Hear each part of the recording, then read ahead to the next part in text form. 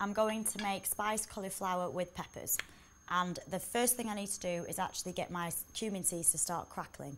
So I've got some oil in a pan and I'm just going to put in a couple of teaspoons of cumin seeds. Whenever you're cooking in Indian food, you actually want to add your seeds at the beginning. Add all your seeds, whatever you're going to add, and let them sizzle and then add the rest of your ingredients. So when they start sizzling, you want to add in your garlic, ginger and green chilli. Another combination used a lot in Indian cooking. A couple of teaspoons of each.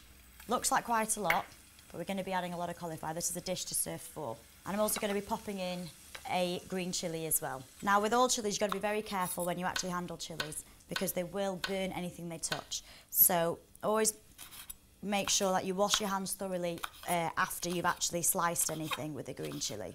I like my dishes quite fiery, so I'm going to keep the seeds in mine. But if you wanted to, you could remove the seeds very carefully by slitting it down the middle and just taking out white seeds. Put those in the pan. And you want to give that a good stir. And then we're ready to add in our red onion. I've already chopped all of this and sliced it and then sliced it again. And they're in very, very small pieces. And I've actually used red onion, but you can use white onion if you've got white onion at home. All of that needs to go in. Give that a good stir. We want our onions to sweat down, so we're going to leave those in for a couple of minutes before adding in our next ingredient.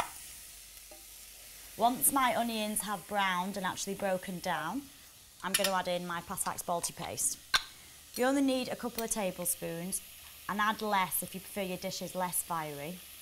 But I am okay with heat, so I'm going to add in about 3 to 3.5 tablespoons, which is fine.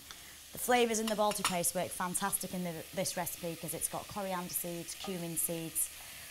Because I have added paste and they are just spices in oil, I'm going to pop in a little bit of water just to protect them. All of our spices are ground fresh and just put straight into oil, so they're as fresh as you'd get if you went to an ethnic shop and actually bought them yourself.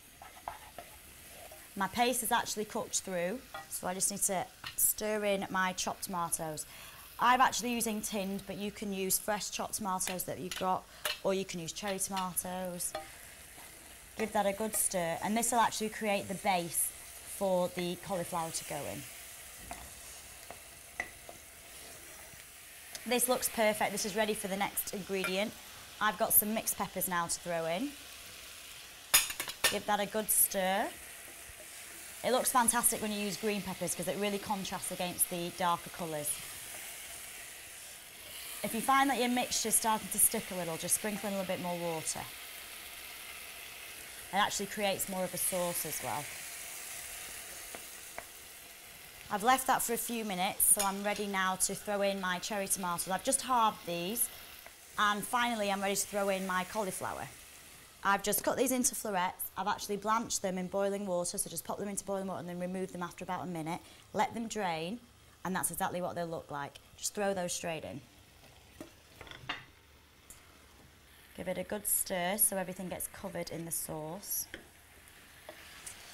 This is completely heated through now, so I'm ready to finish the dish off with the juice of half a lemon